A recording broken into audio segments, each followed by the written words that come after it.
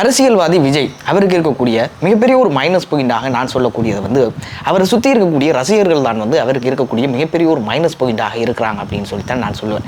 ஏன் இதை சொல்கிறேன் அப்படின்னு சொன்னால், முதல் வந்து விஜய் வந்து ஒரு முழு நேர நடிகராக இருந்தவர். ஓகே, பிரச்சனை இல்லை. அவருடைய நடிப்பு திறமையும் அவருடைய படங்களுடைய கதையும் நல்ல மியூசிக் இருந்துச்சு, நல்ல டான்ஸ் இருந்துச்சு அப்படின்னு சொன்னால் அவர் தியேட்டரில் போய் பார்க்கலாம். ஓகே, நல்ல கதை இருந்துச்சு அப்படின்னு சொன்னால் நாங்கள் வேறு யார்ட்ட ஃபேன்ஸாக இருந்தாலும் பரவாயில்ல, நாங்கள் போயிட்டு நல்ல ஒரு கதை நல்ல ஒரு மியூசிக் இருந்துச்சு அப்படின்னு சொன்னால் போயிட்டு தியேட்டரில் பார்த்து கையை தட்டி போட்டு வந்துடலாம். அது வந்து நடிகராக இருக்கும்போது. ஆனால் இப்போ அவர் வந்து ஒரு முழு நேர அரசியல்வாதியாக இருக்கிறார். அவருக்கு மிகப்பெரிய ஒரு நல்ல ஒரு சப்போர்ட் கிடைக்கணும், இல்லை நல்ல ஒரு சப்போர்ட் நாங்கள் கொடுக்கணும். அதாவது அவருடைய ரசிகன்ன்றதை தாண்டி எல்லாருமே அவரை சப்போர்ட் பண்ணணும் அப்படின்னு சொன்னால் ஒன்று அவரில் டிபெண்ட் பண்ணியிருக்கு, இல்லை மற்றது வந்து அவரை சுற்றி இருக்கிறார்களில் டிபெண்ட் பண்ணியிருக்குது.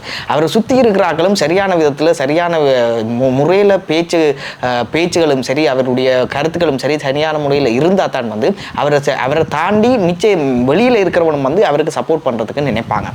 ஆனால் இப்போ அவரை சுற்றி இருக்கிற நிறைய பேர் வந்து தேவையில்லாத விதத்தில் கதைச்சு கொண்டு இருக்கிறாங்க. தேவையில்லாத விஷயங்களை தேவையில்லாத விதத்தில் கொமெண்ட்ஸ் பண்ணுறது, தேவையில்லாத காணொலிகளை வெளியிடுறது, இந்த மாதிரி நிறைய தேவையில்லாத விஷயங்களையும் செய்து கொண்டிருக்கிறாங்க.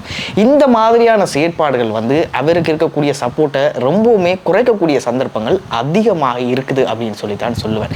என்னை பொறுத்தளவில் இப்படித்தானே ரஜினிகாந்த் பொறுத்தளவில் வந்து அவருக்கு வந்து கொமெண்ட் ஃபேன்ஸ் கூட அப்படின்னு சொல்லுவேன். கொமெண்ட் ஃபேன்ஸ் அப்படின்னு சொல்கிறது வந்து அவருக்கு வந்து இன்னாட்ட ஃபேன்ஸ் அப்படின்னு சொல்கிறத விட வந்து அதை எல்லாத்தையும் தாண்டி எல்லாருமே ரசிக்கக்கூடிய மாதிரியான ஒரு நடிகராக இருக்கிறவர் வந்து ரஜினிகாந்த். அதாவது அவர் தனியாக தமிழ் ரசிகர்கள் மட்டுமில்லை, மலையாளம், ஹிந்தி, தெலுங்கு அப்படின்னு சொல்லப்படக்கூடிய எல்லா மொழி ரசிகர்களுமே அவருக்கு சப்போர்ட் பண்ணுவாங்க. அந்த மாதிரியான ஒரு நடிகராக இருக்கிறவர் தான் வந்து விஜய். ஸோ விஜய்க்கு வந்து பொதுவான நிறைய ஃபேன்ஸ் வந்து அதிகமாக இருக்கிற விஜய்க்கு வந்து ஸோ சப்போர்ட்டும் நிறைய இருக்கணுமே.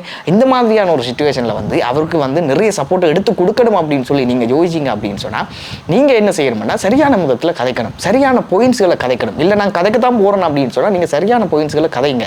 அதை விடுத்துட்டு நீங்கள் அடுத்தவங்களுக்கு பாயிண்ட்ஸ் கொடுக்குற மாதிரி கதைக்க வலிக்கிட்டீங்க அப்படின்னு சொன்னால் அவருக்கு இருக்கக்கூடிய சப்போர்ட்டுகள் வந்து ரொம்பவுமே குறைஞ்சு கொண்டு போகும். இப்போ கொஞ்ச நாளாக விஜய் ரசிகர்கள் பண்ணக்கூடிய கொமெண்ட்ஸ்கள், விஜய் ரசிகர்கள் போடக்கூடிய காணொலிகள், விஜய் ரசிகர்கள் பேசக்கூடிய பேச்சுக்கள் எல்லாமே ரொம்பவுமே அருவருக்கத்தக்க மாதிரியான பேச்சுக்கள், அருவருக்கத்தக்க மாதிரியான விஷயங்களை தான் செஞ்சு கொண்டிருக்கிறாங்க. ஸோ இதெல்லாம் பார்க்கும்போது எனக்கு முதல் இருந்த விஜய்க்கு சப்போர்ட் பண்ணணும் அப்படின்னு சொல்ல மாதிரி அந்த மாதிரியான மைண்ட் செட்டுகள் எல்லாம் குறைஞ்சி இப்போ விஜய் எதிர்க்கணும் அப்படின்ற மாதிரியான ஒரு மைண்ட் செட்டை வந்து இந்த மாதிரியான கொமெண்ட்ஸ்களை பார்க்கும்போது அந்த மாதிரியான ஒரு மைண்ட் செட் வந்து கிரியேட் ஆகிருக்கு. ஸோ விஜய் ஃபேன்ஸ் நீங்கள் விஜய்க்கு நல்லபடியாக சப்போர்ட் பண்ணி நிறைய சப்போர்ட் எடுத்து கொடுக்கணும் அப்படின்னு சொல்லி யோசிச்சிங்க அப்படின்னு சொன்னால், அவருக்கு சப்போர்ட்டை நான் கதைக்கணும் அப்படின்னு சொல்லி நீங்கள் யோசிச்சிங்க அப்படின்னு சொன்னால் ஒன்று பாயிண்ட்ஸாக கதைங்க, இல்லை அடுத்தவங்களுக்கு பாயிண்ட்ஸ் கொடுக்குற மாதிரி தயவு செய்து கதைக்காதீங்க.